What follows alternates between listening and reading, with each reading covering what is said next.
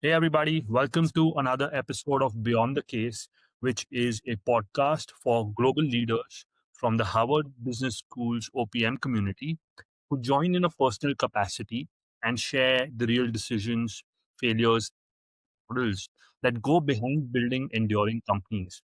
My guest today is Hari Kiran. He is also from OPM, not from my batch, but I'm very excited to speak to him for the single greatest reason being that he has a background in professional sports and then being an entrepreneur and a business owner. And so I think he brings a very unique mix to the level of conversations that we are encouraging here. Hari, how are you? I'm doing very well, Sohen. Thank you for having me on the show. Hari, do you want to introduce yourself and also tell us about your company a little bit? Sure, I'll try and take you through a little. As you said, my name is Hari Kiran Chereddi. I am the founder and managing director of a company, pharmaceutical company. In fact, it's called HRV Pharma. So my work has always been, shaped by um, a very interesting obsession. It is about how is it that you unlock value in, complex and heavy industries by actually reimagining how they work, how they scale. And it also about how I have been able to draw from environments where systems are very, you know, tough or, rules are very tight and small mistakes can quickly compound. So I typically carried that, mindset from where I came from. And earlier in my corporate career, like you said, I was with Bank of America where vision and discipline were actually non-negotiable. So then I moved from there into energy sector and then building one of India's leading clean energy players at that time. And the industry itself was not set. This was back in the year 2010. For me, the most pivotal chapter, however, began in pharmaceutical. I have today been able to scale a company in the last 6 or 7 years, if I'm into becoming one of the leading manufacturing entities in pharmaceuticals. Uh, one of the things that you mentioned during the introduction is that the sport part. So I actually represented India internationally and had a career of number 33. And that experience today taught me something very, very early on that talent actually doesn't matter without any discipline. So training, recovery, repetition, and the control, just mattered more than, raw ability. And that is one of the lessons that I carry to my professional DNA. And today we operate the company, like I said, we are India's first virtual pharma platform because we actually did not pour capital into steel and concrete, but we actually orchestrate a network of 100 plus manufacturing sites where we make most of the bulk drugs and the generics that actually go across the world. So, in summary, 7 years later, we are a zero debt company without a single dollar raised from anywhere outside, where we supply critical medicines to more than 50 countries with revenues in excess of about $60 million. One of the other things that I should also mention now that we spoke about is that beyond all this, I am a student of the crafts.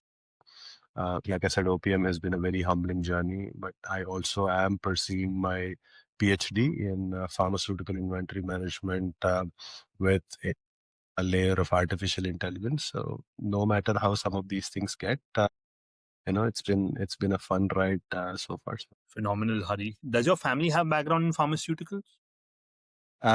Not directly. My brother is married into a family which actually has a large scale pharmaceutical, industry. And then what I did was I actually, when I left, in 2018, the so-called the family enterprise was where I actually built and scaled the company, which I sold to these folk before I came in and started something completely by myself. Got it. And you've bootstrapped this business to about $60 million in revenue. I read on LinkedIn that you all are growing 75% year on year. You have no debt. I don't think I've come across such numbers before. This is phenomenal. And so, what do you attribute some of that success to? Do you think it's in part to the fact that you've already built and sold three companies? Or is there a different takeaway you have this time, which has helped you scale so fast in such a disciplined manner where you've not had to share any piece of the pie? So that's pretty interesting. Now that you say that, I'm rethinking, how I would actually, do it, or how I would actually tell anybody. So there were a lot of times where I would actually look at saying, we have to grow very quickly. Growth looked very healthy on the surface, but somewhere underneath, systems had not caught up. If we've been growing at that pace, what has been happening from the beginning is that we actually made decisions, from the beginning to make sure that process was going to be a big part of what we did. And today, many defining decisions, arrive without full clarity, but information stays incomplete. Waiting introduces its own risk. In those moments, I've stopped judging the decisions purely by the outcome, but actually looked at how is it that the whole system and the process can actually play this thing together. And for me, my lived experience has always been very quiet. I've looked at it saying that how many defining decisions arrive, and how some shots succeed and some fail. So I've looked at it very, very pragmatically. So that's what, whenever I go and tell people, saying that second time founders are always much more stronger when it comes to saying no. And today, very honestly, here is the only strategy that I've always followed, where I'm saying that I've brutally said no. I've brutally said that we will not do this. And when it comes to the preparation and the judgment, the discipline already exists, where the advantage is that these are balance sheets which are just beyond finance. And then for me, one thing that I look at is that I stop evaluating risk only through the capital deployed. And that is where, one big part of what we've done is that we have not actually deployed any capital into that. And I fondly tell people that we are a classic case of a company which actually started with Indian rupees 1 lakh, and which is equivalent to about $1,000, or if I were to be exact, maybe about $1,100, in today's parlance. And um, only three balance sheets that I've always looked at. How is the capability in the organization? Can the organization execute under stress?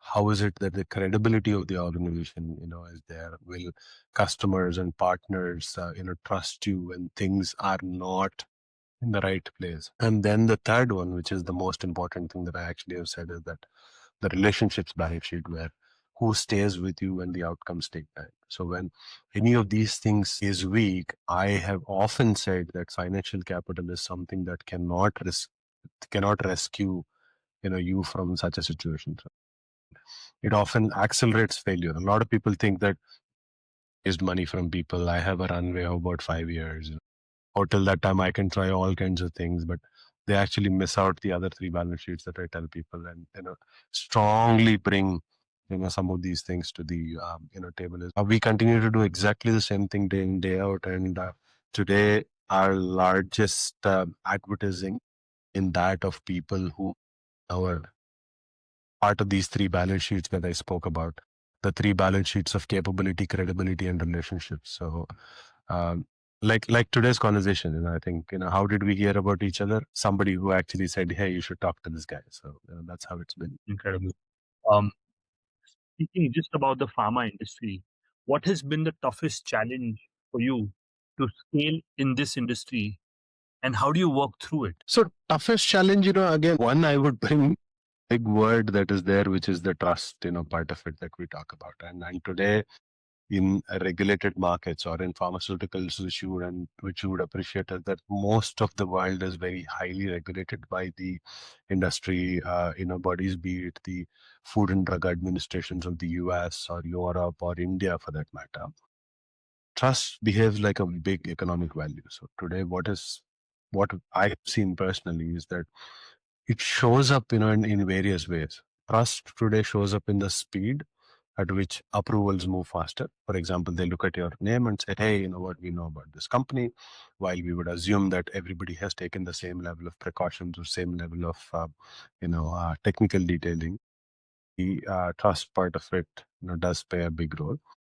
It plays a big role in access, and in fact, I actually say this, with a smile, saying it actually shows up often in forgiveness as well.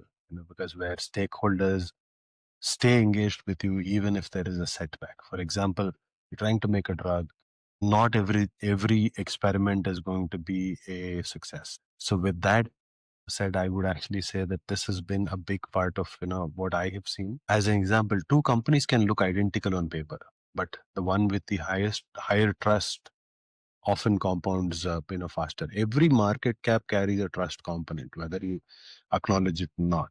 Today, while you can always say that, oh, you know what, the market's doing very well today, and the component is of trust does not exist, but there is that intrinsic thing that I have actually seen very, very often and strongly with people. That's what I would say. So, talk to us about your sports career. You represented India nationally in badminton. What did competing at that level teach you about discipline and self belief? So sport is something that I ran along with my business life. For a lot of people who do not know that, they actually are pretty surprised. They actually think, how is it that you could do this in parallel? So I wasn't an athlete first and then a businessman. I was doing both in parallel actually. And I completed, when I competed internationally, represented India and then reached the world ranking, of 33 in men's doubles.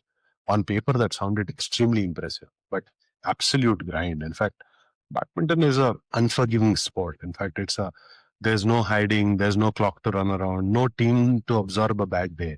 Every weakness shows up immediately if your preparation is off, if your recovery is off, or if your focus drops even for that split second.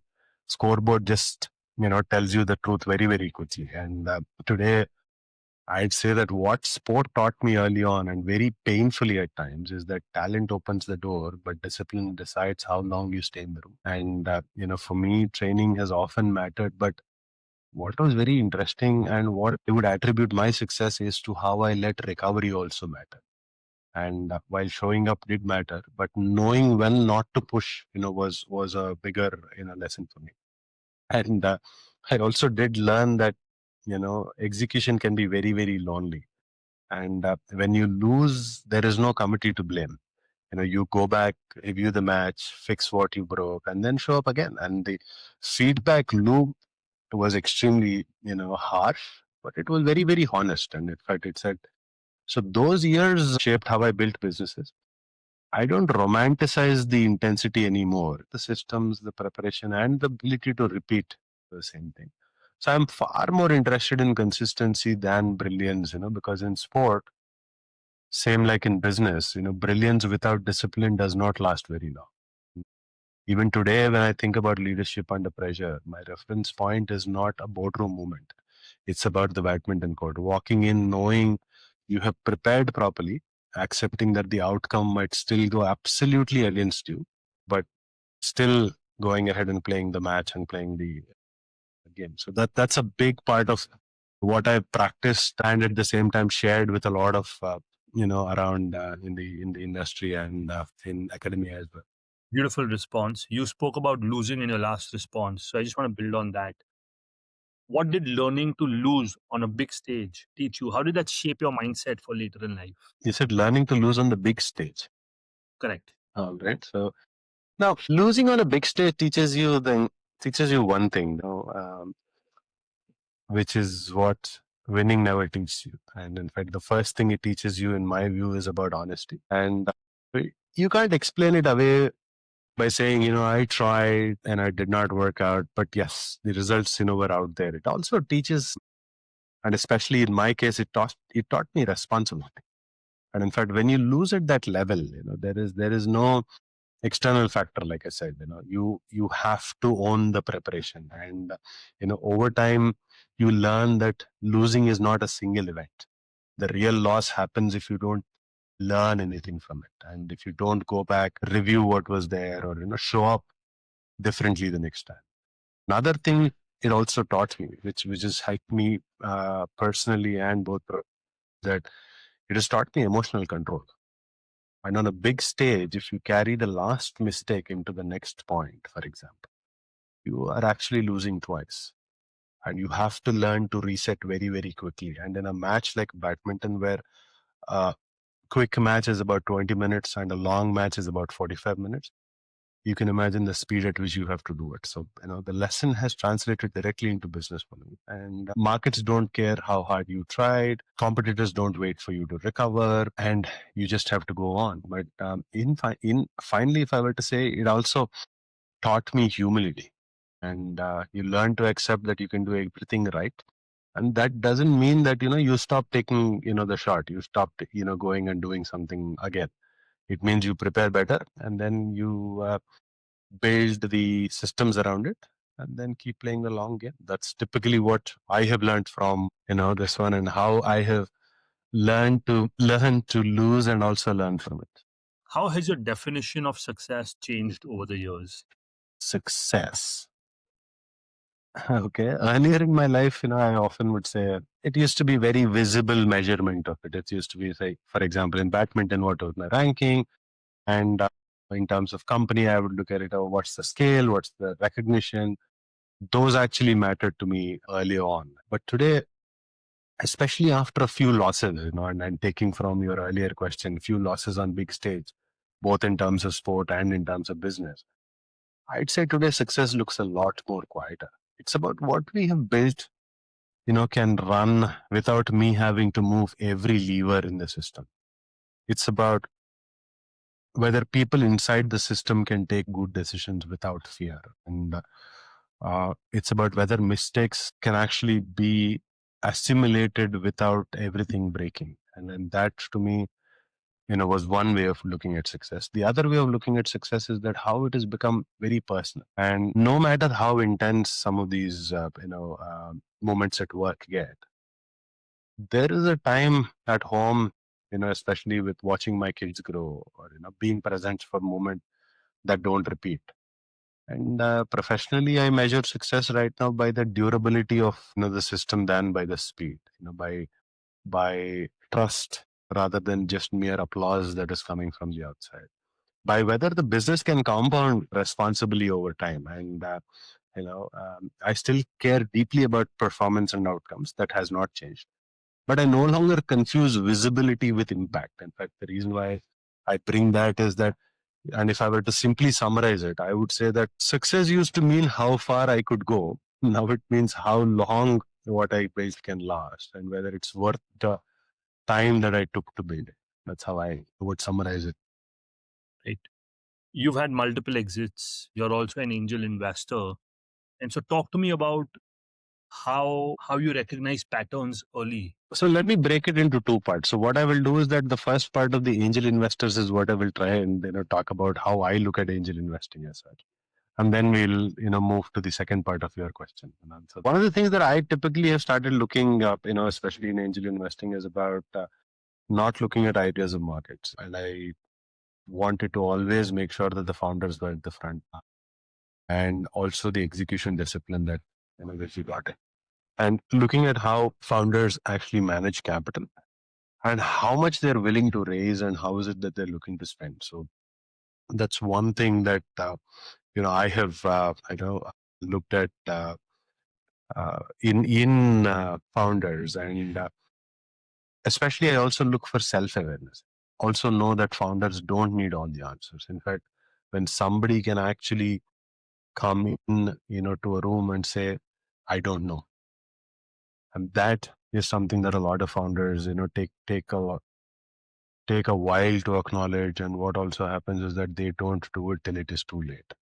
And, moving to second part of what you said, generally don't try to predict trend. I generally try to notice if there are any tensions in the system early. Most real trends actually start as friction, and something that feels inefficient, something that feels mismatched, something that feels persistent, but hasn't been called a problem. And in fact, I pay attention to where smart people are working very, very hard, and they're doing so not to create new things, but just to keep the system from functioning. And that is a big trend, that I always have looked at. I also spend a lot of time, looking at edges of the system. I always say that, what is, the center may be working, but where is it that when there is a handoff, most times the handoffs actually don't work, very well. For example, in our industry, if I were to look at manufacturers and markets, and look at regulation and execution, technology and behavior, they actually show up at some of these places. They actually know that what is not working actually shows up, here. And um, I also watch closely what people are being compensated for. When teams build spreadsheets, workarounds, informal processes to bypass formal systems, that means that the system is very outdated and something new is trying to emerge. And that's a big trend that I've always looked at. And um, this is all relying on patterns and relying on overlapping patterns. And if I see the same constraint appear across geographies, customers, and industries, so I take those seriously. And you also brought a point of about data. So data point, one data point is the noise that is around, and whenever there is a repetition of some of this noise, that's what I look at as a signal. So for me, spotting trends is not just about foresight. It's about listening carefully to the friction in the system, watching behaviors of people who are working around it, and then trying to put the language around it, and thereby trend becomes fashionable. If I may, that's typically how my mantra has been. For doing this. Talk to me about your OPM journey. What motivated you to apply to OPM? And was there an insight which fundamentally changed the way you think as an owner? Okay, OPM happened quite funnily. In fact, I already have an MBA from the United States earlier, and as we say in YPO, it either OPM happens because of YPO or YPO happens because of OPM. So maybe that's the conversation that you and I will have separately. So about now that you've already taken the OPM plan. But so I said yes, and then I went into OPM with a lot of operational confidence. In fact, that's something I actually wrote down for myself. Day two, I had built, scaled, exited, reinvested. But what the program did was force me to sit inside the decisions longer than I was used to, and then to separate urgency, from importance. In fact, that's a big learning for me. It's how I was able to separate urgency from importance. And the case method was something very, very powerful because you're forced to make decisions with partial information, incomplete data, competing narratives, and which is exactly how real leadership shows up, and without actually having the luxury of defense on some of these things. So one insight that stayed with me was many irreversible mistakes don't come from indecision. They actually come from decisions which were made too early before the system is ready to absorb them. So that is a big part of what I learned. Speed feels like leadership until you are cleaning up your consequences, is what I tell people. And then that's where I generally do not romanticize, speed, as I said. And one other thing that OPM did was it also sharpened how I think about people. It reinforced that culture does not scale on its own. And then founders stepping away too early from hiring and decision making often lose how the standards that they cared about are not part of the system. So, and if I were to summarize, I'd say OPM did not just make me bolder; it actually made me deliberate. In fact, I still take risks, but I take them with a lot more awareness of timing, a lot more awareness of trade-offs, and a lot more knowledge from the background. And today, if anything, experience just raises the cost of being wrong, right? So which makes disciplined learning even more important. And OPM has helped me put that structure in place. Very well said. Is there a book that has fundamentally influenced how you think about leadership in life? Now, I've been a fond reader of one book in my early on, which was The Art of War by Sun Tzu. But what has happened, after OPM is that where I actually have recommended people to go back and read the book Good to Great. And I have said that, you know, it's not just because it's perfect, but it's because it gets one thing fundamentally right, which is success doesn't come from charisma or bold moments. It actually comes from discipline, and disciplined people, disciplined thought, and disciplined action. And I have read a lot of flashier books, but this one I still come back to because it reminds you of the real compounding happens when you get the basics right and repeat them long enough. And in one of the professor's words, how is it that you can take a boring business and actually make it work? Is what it has been there for me. This one book does the job. Even if anyone were to say I've read it multiple times, I would tell them saying it in a different setting and it'll actually talk to you differently. Beautiful. Um, if you had to distill your journey into one principle for young leaders, what would it be? All right. So I would say early on, I was very confused with progress and speed with leadership, like I was talking about earlier. But when you build capabilities, trust, and discipline first, you earn the right to take risks. When you don't, that's when risk starts feeling like a gamble. Now, one thing I would just say, if I were to summarize it into a smaller thing for people to do, is that I would say just build before you take the bet. Great. Hari, thank you so much for your time. This has been a very, very informative conversation. I feel there's going to be a lot of people who will get clarity in thinking after hearing this. So thank you for your time. I definitely appreciate it. Thank you so much, Sohin. I know you've been doing this from your time, and thanks for whatever you're doing for the community. Thank you. Appreciate it. Thank you.